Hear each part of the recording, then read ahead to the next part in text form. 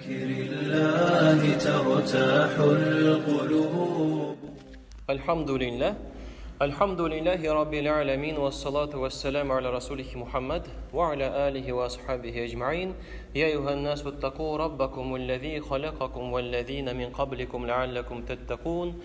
يا أيها الذين آمنوا قولوا قولا سديدا يصلح لكم أعمالكم ويغفر لكم ذنوبكم وما يطع الله ورسوله فقد فاز فوزا عظيما. Allah subhanahu wa ta'ala Qur'ani Karimda A'udhu billahi minash shaitanir rajim Wa in tad'u ni'matallahi la tuhsuh. Allah subhanahu wa ta'ala birgan ni'matning soni boshlasangiz sanab bitira olmassiz. Ya'ni agarda Allah subhanahu wa ta'ala bizga bergan ni'matlarni Allah qo'shgancha, Allah ruxsat etgancha ishlata boshlasak, bizga ul sanab bitirgisiz foydalar bilan bu dunyoda da kelajakda da aylanib qaytashak Allah birsa. Allah subhanahu wa ta'ala Qur'oni Karimda aytadi: "A'udhu billahi minash shaytonir rajim. Fa imma ya'tiyannakum minni hudan faman tabi'a hudaya fala yadhillu wa la yashqa." Menim hidoyatima ergan kishi adashmas, ham baxtsiz da bo'lmas. Abid butun kishilar maqsadlari ul baxtga erishuv.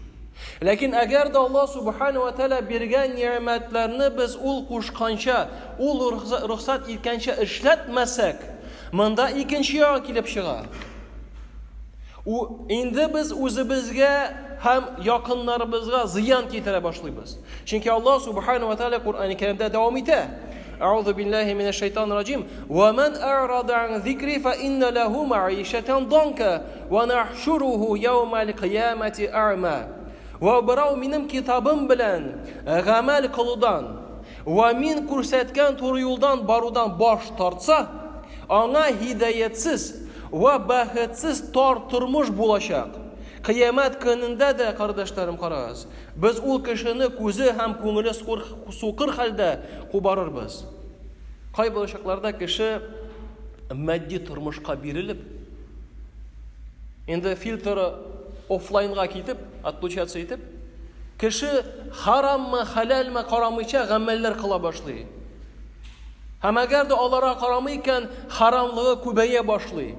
Chunki gunoh ortidan gunoh tortila, izgilik ortidan izgilik tortila. Ham mana shul gunohlar orqasida bizga beg'zur ziyonlar kela. Allah subhanahu wa ta'ala Qur'oni Karimda aytadi: "Zahara al-fasadu fil barri wal bahri bima kasabat aydin nas liyudhiqahum ba'da alladhi 'amilu la'allahum yarji'un." Yovuzlik yer va dengizlar ustida kishilarning qilgan fahish, haram ishlari sababli. Lekin munda da Allah subhanahu wa ta'ala bizni qoldirmay. Allah subhanahu wa ta'ala munda da bizni tashlamay. Chunki u bizga og'irliklar bera boshlaydi. Ni uchun? Qilgan buzuq ishlarning totib qarasinlar uchun shayat buzuqlikdan to'g'ri yo'lga qaytarlar. 30-oyat 30-sura 41-oyat. Ya'ni munda da Allah subhanahu wa ta'ala shul og'irlikni da bizga igilik etib, foyda etib qaytara. Balki mana shul og'irlik kelib, kishi Allohni esga olib, balki Allah subhanahu wa ta'ala qaytar. Munda og'irligida og'ir.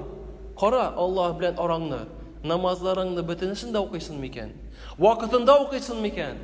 Aning bilan ating bilan nishik yaxshimi yo'qmi? Ko'rshing bilan, qardoshing bilan nindi amallar qilasin? O'zingning Alloh bilan orani qara. Agarda buzilmagan bo'lsa, balki imtihondir. Agarda buzilgan bo'lsa, agarda gunohlar orasida bo'lsa, tavba qilib gunohlardan yiroq bo'l. Wa ma asabakum min musibatin fabima kasabat aydin nas wa ya'fu an kathir. Wa ma asabakum min musibatin fabima kasabat aydikum wa ya'fu an kathir. Sizga erishgan bala qazolar va qayg'ular o'zingiz kasb etgan gunohlaringiz sabablidir. Shulay bo'lsa da Allah gunohlaringizni ko'pragin g'afu etadir. 42-sura 30-oyat. Qarangizlar, gunohlarning asarlari kishini o'zini. Har bir odam bolasi, biz uni bilamiz. Eskarga tushirам.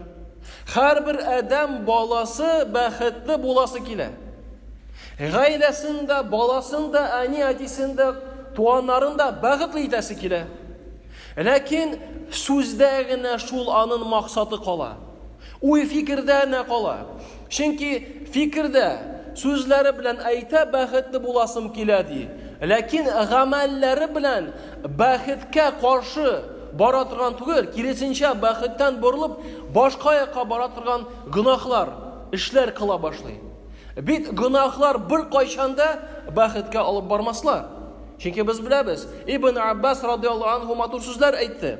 Хакыйкатьтә ди, изгелек белән нур йөрәгендә тынычлык, бәхет хисе. Ва нур йөзендә матурлык. Тәнендә көч. Ризыкта киңлек. Ва Аллаһның мәхлукларын аңа карата мәхәббәте. Гынахлар белән киресенчә, йөзендә нур булмас, каралык, йөрәгендә каралык, тәнендә заифлек, ризыкның тар булуы барлыкка килә башлый. Һәм әлбәттә Аллаһның мәхлукларының аңа карата нәфрәте. Карагыз. Бер яктан изгелек белән кылган нәтиҗә ул һәрбер кешенең максаты. Ләкин кеше гынах кылып нурлы йөз, нурлы йөрәге итәсе килә, бит булмый. Чөнки нурлы йөздә, йөрәгендә нур фақат изгелек белән генә булачак. Шуңа күрә күп кешеләр телендә әйтәләр, телиләр, ләкин гамәлләре белән киресенчә башка якка борылып китә башлыйлар. Акылга да, зиһенгә дә бик зур зыян килә гынахлар белән. Аллаһ рөхсәт итмәгән, мисал өчен китерәм. Аллаһ тыйган киноларны кеше караса, ул беразна акылында тормозга әйләнә башлый. Бу галимнәрнең фикерләре. Хакыйкый рәвештә. Шуңа ни өчен? Чөнки гынах ул кешенең йөрәгенә дә, кешенең рухына да туры килми. Чөнки Адәм баласы гыйбадәт өчен яратылган. Дингә дә әлбәттә зыян, кардәшләрем. Дини кардәшләреңә дә зыян. Җәмгыятькә дә зыян. Без бит әйтәбез, мусульман башка мусульманга бер бина шикелле. Мусульман белән бер бина шикелле. Бер-берсенә терәк булып торалар.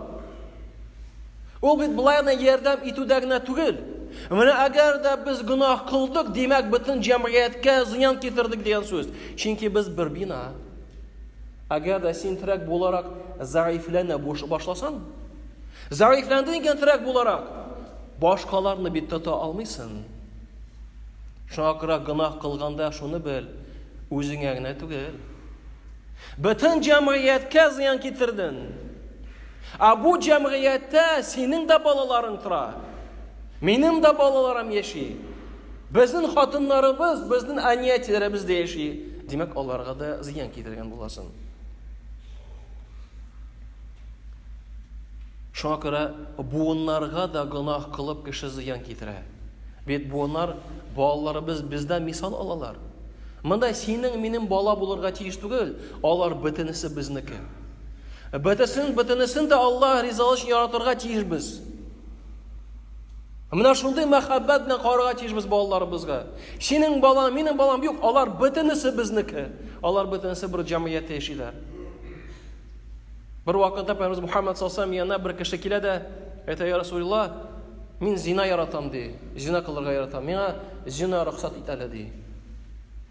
Шул вакытта Пәйгамбер Мөхәммәд саллаллаһу алейһи ва сәлләм кит моннан хайван дип әйтмәде. Нәрсә эшләп утырасың дип. Юк, ул аны утыртты һәм сорау бирә. Карале ди, менә шул зина кылу дисен. Әгәр дә менә шул гамәлне синең хатының белән эшләсәләр, риза буласыңмы? Юк ди. Әгәр дә шул гамәлне синең сеңлең белән эшләсәләр, риза буласыңмы? Юк. Әгәр дә моны синең кызың белән эшләсәләр, риза буласыңмы? Юк ди. Шул вакытта Пәйгамбер Мөхәммәд саллаллаһу алейһи ва сәлләм йөрәгенә кул куеп дуа кылды аның өчен. Теге кеше чыккач әйтә, кергәндә зинаны яратадыр, чыкканда нәфрәтләндем шунарга.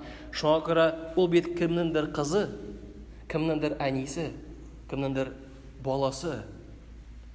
Шулай ук гамәл кылганда да теге кеше бәлки кемнеңдер әтисе, кемнеңдер энесе, кемнеңдер бабасы.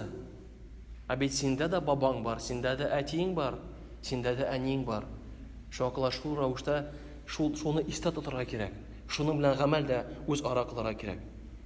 Шуңа күрә әгәр дә без гынахлардан ерак булсак, Аллаһ субхана ва тааля рәхмәтенә ирешәбез һәм иң беренче гынах кылмыйча үзебезгә дә, җәмгыятькә дә без кардәшләрем файда китергән булырбыз. Әгәр дә гынах кылсак, онытмаска кирәк. Бит кыямәт көнне Аллаһ субхана ва тааля Кур'ан Кәримдә әйтә: "Аузу биллаһи минәш шайтанир раҗим. Хатта идза ма җаኡха шаһида алейхим сам'уһум ва абсаруһум ва җулудуһум бима кану я'малун." Алар аңа хәтлек җиткәч, алар өстеннән хата, хәтта кулаклары, күзләре ва тирләре кылган бызык эшләреннән шаһадат бирерләр. Ә менә нәрсә әйтерләр безнең аякларыбыз, кулларыбыз һәм телләребез? Бүгенге көндә без һәрберебез гамәл кылып, сүз әйтеп, үзебез сайлыйбыз. Шуңа күрә Аллаһ Тәгалә һәрберебезгә насыйп итсә иде, Аллаһ яраткан гамәлләрне һәм сүзләрне әйтергә, кыямәт көнне өчен үкенеп түгел, шатланып торыр өчен. Субханака Аллаһумма бихамдик, ла илаха илля ант, валлаһу самиъ. لا إله إلا الله العظيم الحليم